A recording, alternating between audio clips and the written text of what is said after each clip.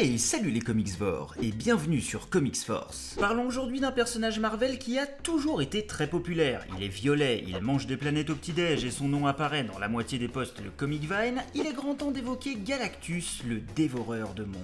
Ce personnage mythique signé Stan Lee et Jack Kirby est apparu pour la première fois dans le numéro 48 des 4 Fantastiques publié en mars 66. C'est vraiment un récit cosmique fondateur pour l'éditeur et qui est considéré comme l'une des meilleures histoires du Silver Age. Alors, si vous n'êtes pas avare de rétro, on va voir ça ensemble.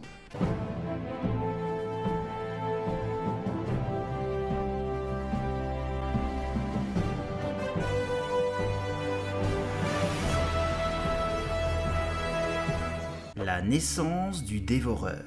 Galan était un humanoïde et un explorateur spatial provenant de la planète Taha, un lieu paradisiaque abritant la civilisation la plus avancée du cosmos. Toutefois, l'univers dans lequel il vivait arrivait à sa fin, si bien que de multiples cataclysmes avaient déjà eu raison de nombreuses galaxies. En tant qu'explorateur, il fut envoyé dans l'espace avec son équipage pour trouver un moyen de stopper la fin du monde, mais ses recherches n'aboutirent à rien. Finalement, les radiations cosmiques tuèrent la majorité des habitants de sa planète, si bien qu'il comprit que sa propre mort était inévitable. Galan proposa aux survivants de partir vers le centre de l'univers afin d'y connaître une mort honorable. À mesure qu'il se rapprochait du point focal, les passagers du vaisseau moururent un par un jusqu'à ce qu'il ne reste plus que le futur Galactus qui, au lieu de subir le même sort, se retrouva imprégné d'une nouvelle énergie. Alors que l'univers s'effondrait dans un point unique, il fut préservé par la force Phénix pour fusionner avec la conscience de l'univers qui lui révéla qu'il allait renaître dans l'univers suivant. Dans l'instant d'après, le Big Bang eut lieu créant l'éternité, la mort et transformant Galan en Galactus, le seul survivant du précédent multivers. Ce dernier dériva inconsciemment dans son vaisseau si longtemps que le cosmos eut le temps de se développer.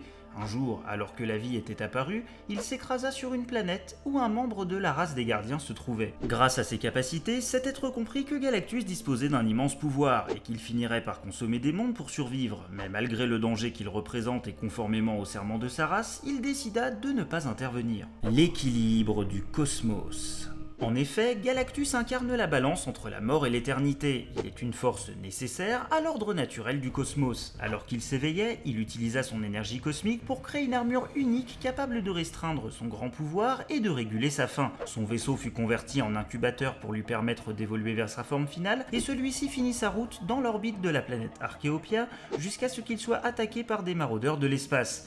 Galactus se réveilla dans sa forme complète et réduisit la flotte à néant d'un seul geste, avant de dévorer la planète. Par la suite, il mit plusieurs millénaires pour créer un vaisseau-monde gigantesque à partir du système solaire de la planète Archéopia, une structure grandiose à la hauteur d'un dieu des étoiles tel que lui et qu'il nomma Taha 2 en hommage à son ancien monde. Pendant les millions d'années qui suivirent, il n'a fait que se nourrir de mondes inhabités par des races sensibles, Archéopia restant ainsi la seule et unique exception. Toutefois, plus le temps passa et plus les délais entre deux repas se réduisirent, si bien qu'il finit par perdre sa compassion pour les créatures similaires à ce qu'il était jadis, et qu'il réalisa qu'il était une entité supérieure, obéissant à d'autres desseins. Galactus se contenta alors de dévorer les mondes capables de le satisfaire en énergie, mais dans le souci d'économiser ses forces, il comprit qu'il valait mieux envoyer des sbires nommés héros rechercher des planètes comestibles à sa place. Ceux-ci disposent d'une fraction de son pouvoir qu'il conserve même après avoir été libéré par Galactus, qui n'en prend généralement qu'un seul en même temps à son service. Vous connaissez tous le plus célèbre d'entre eux, qui n'est autre que le surfeur d'argent, un être mélancolique et rempli de bonté, qui se mit au service du dévoreur de mondes pour sauver sa planète avant de devenir un grand super-héros. Un jour, le dévoreur se mit en tête de consumer la Terre, mais le surfeur se rebella et grâce à l'aide des 4 fantastiques et d'une arme incroyable appartenant à Galactus, ils parvinrent ensemble à l'en dissuader pendant un certain temps.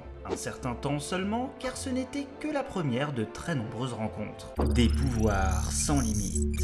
Il est très difficile de mesurer la puissance de Galactus, mais entre nous, ce n'est pas très important. Ses pouvoirs sont intéressants dans la mesure où il dépasse le stade de la compréhension humaine. Il est immortel, invulnérable, il peut léviter, se téléporter et dispose aussi d'une force et d'une endurance quasi illimitées. Il est capable de manipuler et d'absorber toutes sortes d'énergie qu'il peut projeter pour détruire une planète en un seul coup ou se renforcer en absorbant un univers entier. Par extension, il peut aussi remodeler toute forme de matière et la transformer à sa guise, altérer sa propre taille et modifier son apparence pour la rendre concevable à des êtres inférieurs. C'est pas terminé, il peut ressusciter les morts, il dispose de tous les pouvoirs psychiques imaginables et il peut soigner n'importe quelle blessure ou construire n'importe quoi. Cerise sur le gâteau, il possède aussi une arme appelée l'anéantisseur ultime qui permet simplement de détruire l'univers dans son intégralité, tranquille, au calme. Ses pouvoirs divins ont évidemment une faiblesse, son énergie L'énergie titanesque n'est pas illimitée, si bien qu'il a besoin de se nourrir pour se maintenir. Plus Galactus sera affamé, plus il sera faible, et inversement. Récemment, suite aux événements de Secret War et la renaissance de l'univers, Galactus est devenu le Lifebringer. Il n'est plus soumis à sa faim cosmique et peut au contraire redonner vie à des mondes éteints.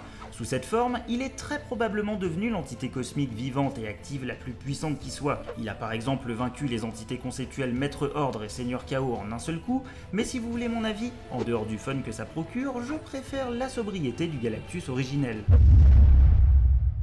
Galactus est une entité fondamentale de l'univers Marvel, et sans doute l'une des plus belles créations issues des comics Les 4 Fantastiques débutés en 1961. Ce n'est pas un méchant, comme il est simplement amoral. À la manière du Docteur Manhattan, son immense puissance l'a éloigné peu à peu des valeurs des créatures sensibles telles que nous. Enfin, l'intérêt de son pouvoir incommensurable est qu'il ne peut suffire à prévenir sa fin inéluctable. Un jour, il n'y aura plus de monde comestible, et Galactus finira par mourir. Si vous souhaitez en savoir plus sur le personnage, je vous conseille de lire les épisodes 48 à 50 des 4 Fantastiques qui forment la trilogie Galactus. À Annihilation, un récit cosmique très ambitieux et bien plus récent par Dan Abnett et Andy Lanning, et enfin Silver Surfer Parabole, où Stan Lee coopère avec l'immense Moebius alias Jean Giraud, l'un des plus grands auteurs français de la bande dessinée. Enfin voilà, j'espère que cette vidéo vous aura plu. On se retrouve dès la semaine prochaine pour votre concours et une nouvelle vidéo. Comme d'habitude, je compte évidemment sur vous pour laisser votre plus beau pouce cosmique, partager et commenter la vidéo. En tout cas, on se retrouve très vite, c'était Misura, ciao.